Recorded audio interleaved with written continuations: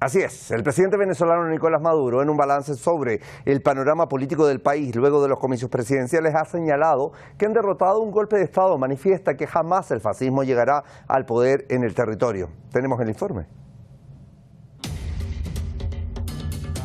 En un encuentro con la dirección nacional del Partido Socialista Unido de Venezuela y el Gran Polo Patriótico, el presidente venezolano Nicolás Maduro ha convocado a un Congreso Mundial contra el fascismo y el neofascismo, invitando a personalidades intelectuales y líderes políticos de todos los continentes. El mandatario asegura que este objetivo ha fracasado en el país bolivariano y promete no permitir que el fascismo asalte el poder en Venezuela.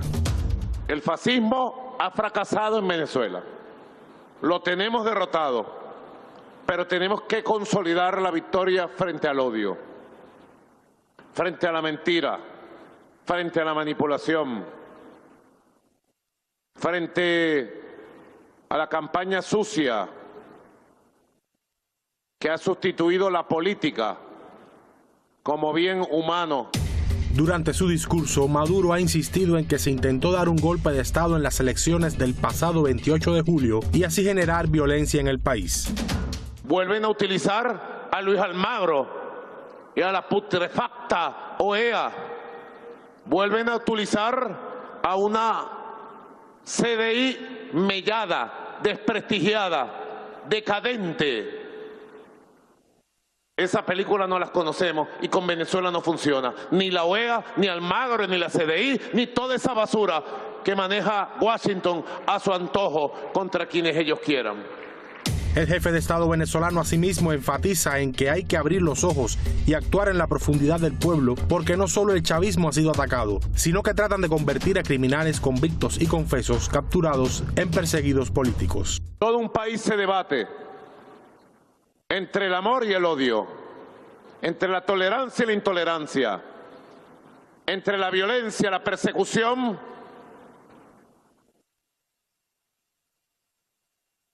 o el diálogo, la paz. Nosotros estamos muy claros de qué lado estamos. Nosotros estamos del lado del amor, del humanismo, de la democracia, de la tolerancia, de la aceptación mutua. En Venezuela cabemos todos y todas. Las declaraciones de Maduro llegan mientras que este domingo los magistrados del Tribunal Supremo de Justicia acudieron al Consejo Nacional Electoral para revisar las actas físicas de las presidenciales, a fin de continuar el proceso de validación de los resultados de estos comicios, en los que el ente electoral proclama la victoria del mandatario Nicolás Maduro. Sin embargo, esto sigue sin ser reconocido por la extrema derecha y genera un proceso de desestabilización en el país. Rápidamente saludamos a Luis Javier Ruiz, politólogo desde Caracas, que está junto a nosotros. ¿Cómo estás? Saludos, feliz noche, un placer.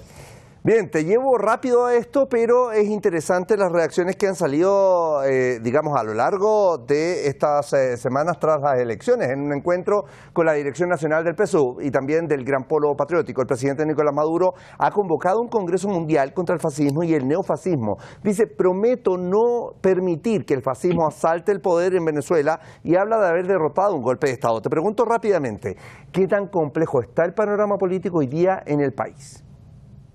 Pero lo primero que hay que categorizar es justamente por qué se convoca este Congreso Mundial contra el Fascismo. Básicamente es para demostrar fuerzas contrarias a lo que se ha pretendido instaurar en Venezuela, que es una narrativa de odio, de violencia y de guerra civil, ¿no? Eso es lo que se ha planteado durante todas estas semanas en un intento de caotizar el país completamente. Y cuando nos preguntan qué tan complejo está la situación, hay dos cosas que hay que analizar. Primero, que no hay una realidad de caos total en el país como se pretende y se sigue reproduciendo en el país. Usted en Caracas puede caminar libremente, usted en Caracas puede salir a trabajar y la gente siguió sus actividades cotidianas comunes y corrientes e incluso resolviendo los problemas de la vida cotidiana. Contrario a lo que ocurre en muchas pantallas internacionales donde se muestran recurrentes imágenes que no corresponden a la realidad actual. Incluso son imágenes repetidas de otros episodios de violencia ocurridos en el 2017 y 2014. Si hay una complicación desde el punto de vista político, justamente de una parte de la oposición más extrema, Suprema, que no reconoció los resultados de las elecciones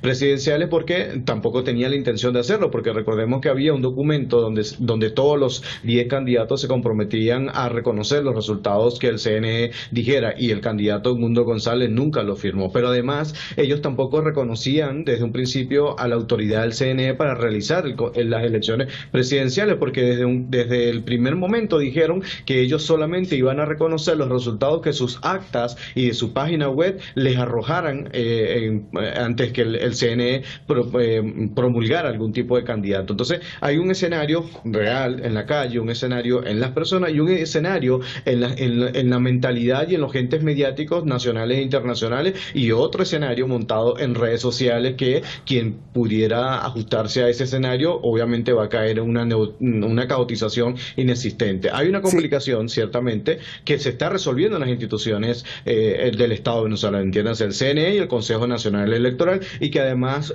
8 candidatos, incluyendo al propio candidato reelecto, han respondido a las solicitudes de estas instituciones para constatar, verificar y comprobar que los resultados de las elecciones presidenciales corresponden a la voluntad del pueblo. Luis Javier, me quedan 30 segundos, pero ¿con qué nos quedamos respecto a la postura de la izquierda latinoamericana frente a esto? Te lo pregunto muy breve. Básicamente es una situación compleja porque ciertamente el CNE fue víctima, como bien lo anunció esa autoridad, víctima de un hackeo, y por lo tanto no permite publicar las actas, digamos que los cómputos y los resultados mesa por mesa como históricamente se hacían, porque las actas no se publican, las actas se le entregan a los partidos políticos, ¿no? Entonces la izquierda latinoamericana hay una que automáticamente reconoció los resultados emitidos por el CNE, y hay otra izquierda como por ejemplo la chilena, que ha estado más enfilada a favor de incluso la propia María Corina Machado, y eso es histórico. Desde el 2018 hay muchos gobiernos que se denominan de izquierda de América Latina, distintos a la izquierda tradicional, no reconocían al presidente Nicolás Maduro desde el 2018 porque consideraban que aquellas elecciones también eran ilegítimas y eran ilegales, ¿no? Entonces, cuando ponemos esto sobre la mesa, ciertamente la mayoría de la izquierda latinoamericana reconoce los resultados del 28 de julio que le dieron la victoria al presidente Nicolás Maduro, y hay unas ambigüedades en algunos casos puntuales que pudieran estar cimentadas justamente porque están movidas por esa reinterpretación de la información que ocurre en Venezuela y por una narrativa bastante sólida que se ha montado en medios de comunicación y en redes sociales, que muchas veces impone una verdad, un solo lado de la verdad. Luis Javier Ruiz, nos quedamos con eso. Te quiero agradecer como siempre el tiempo a través del Porqué de las Noticias. Hasta pronto. Revisamos nosotros ahora los temas abordados durante el programa.